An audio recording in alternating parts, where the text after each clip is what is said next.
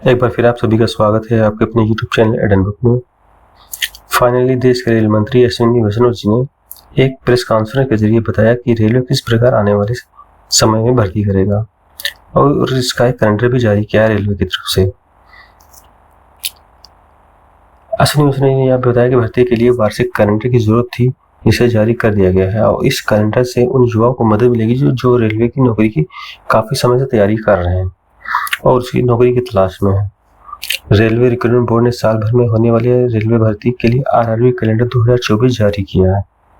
जी हाँ, RRB calendar 2024 में यह बताया गया है कि साल भर में होने वाली भर्ती की अधिसूचना किस मंथ में जारी करी जाएगी, परीक्षा किस मंथ में होगी, परीक्षा नियुक्ति की सारी जानकारियां दी गई। इसके अनुसार रेलवे ने सहायक लोको पायलट पद पर भर्ती के लिए अधिसूचना जारी की है। इसके संबंध में सारी जानकारी आप इसकी ऑफिशियल वेबसाइट पर जाकर भी प्राप्त कर सकते हैं और इसके लिए आवेदन प्रक्रिया भी शुरू हो गई है। और साथ ही में यह भी बताया कि पिछले साल भारतीय रेलवे ने 2,48,895 पदों की भर्ती के लिए अधिसूचना जारी करने की बात कही थी। इसकी जानकारी खुद रेल मंत्री ने राज्यसभा में दी थी।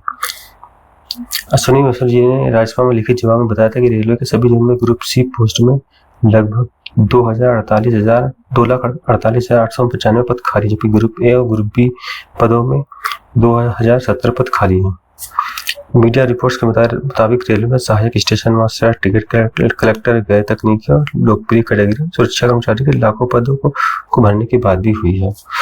इसके संबंध में 2 फरवरी को देश के रेल मंत्री ने प्रेस कॉन्फ्रेंस की थी और यह बताया था कि किस समय पर किस तरीके की वैकेंसी रेलवे निकालेगा।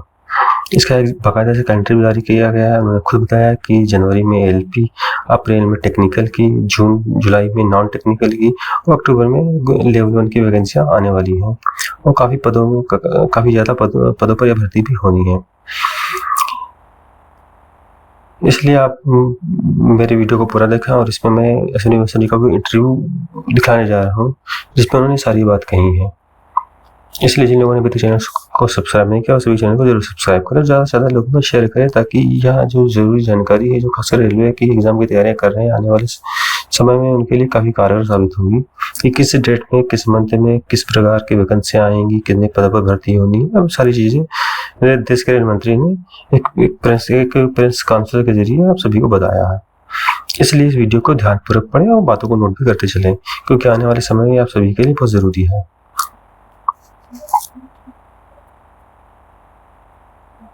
उम्मीद रहती है कि रोजगार आएंगे और जब पिछला जनरल इलेक्शन था उससे पहले एक तरीके से अभी 1,54,000 लोगों का रोजगार कंप्लीट हुआ है। 1,54,000 लोगों का 1.5 लाख लोगों का रोजगार अभी कंप्लीट हुआ है। एम्प्लॉयमेंट ऑर्डर्स मिल गए, लोगों का रजिस्ट्रेशन हो गया, आगे जॉब में अब उनके ट्रेनिंग के लिए लोग जाने लगे। जैसे ये प्रोसेस कंप्लीट हुआ, नेक्स्ट प्रोसेस चालू हुआ। बहुत लंबे समय से सबकी डिमांड थी कि इसको एनुअल बनाया जाए। एनुअल इसलिए बनाया जाए, अगर 4-4, 5-5 साल के गैप में आता है तो कई लोगों की एज निकल जाती है उसमें से, राइट। इसीलिए अब एनुअल सिस्टम की तरफ मूव कर रहे हैं। जनवरी में, अप्रैल में, जून में और अक्टूबर में ये चार बड़े चंक है, एएलपी, टेक्निकल, नॉन टेक्निकल और ग्रुप लेवल 1, ये जो 4 बड़ी कैटेगरीज है, इन 4 बड़ी कैटेगरीज का साल में 4 हिस्से किए गए कि जनवरी में स्टार्ट करें एक जो एएलपी का, दूसरा टेक्निकल स्टार्ट करें अप्रैल में, नॉन टेक्निकल स्टार्ट करें जून में और अक्टूबर में स्टार्ट करें लेवल 1, और ये साइकिल चलती रहे। इस प्रोसेस पे सारे के सारे कैंडिडेट्स की डिमांड लंबे टाइम से रही है कि 4-4 साल का जो फेज होता है, 5 साल का फेज होता है, कई लोग एज बार हो जाते हैं उसमें। एक हर साल आपको अपॉर्चुनिटी मिलती रहेगी तो सबको अपॉर्चुनिटी मिलेगी।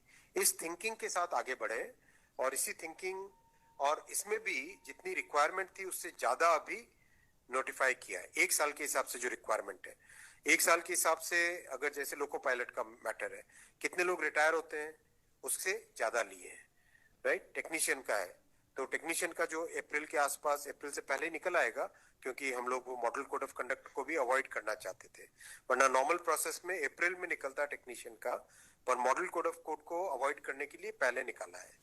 तो जनवरी, अप्रैल, जून, अक्टूबर, फिर अगले साल वापस जनवरी, अप्रैल, जून, अक्टूबर, फिर अगले साल वापस, इस हिसाब से ये प्रोसेस कर रहे हैं। सर एक साल में कितने जॉब्स निकलेंगे इसमें? डिपेंड करेगा जिसकी जितनी रिक्वायरमेंट है। हर एक जोन की अपनी अपनी रिक्वायरमेंट आती है, हर डिवीजन की रिक्वायरमेंट आती है, कोई एस्टिमेट नहीं? हर वर्कशॉप से आती है। एस्टिमेट बनता है, बन के ही तो निकलता है, फिर एस्टिमेट बन के निकलता है ना, फिर हर एक कैटेगरी के लिए अलग अलग बनता है। अभी 1.5 लाख लोगों को जॉब दिया।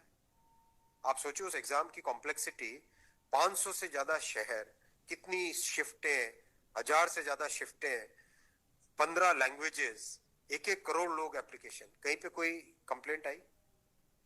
Zero complaint. कहीं पे कोई paper leak? Zero paper leak.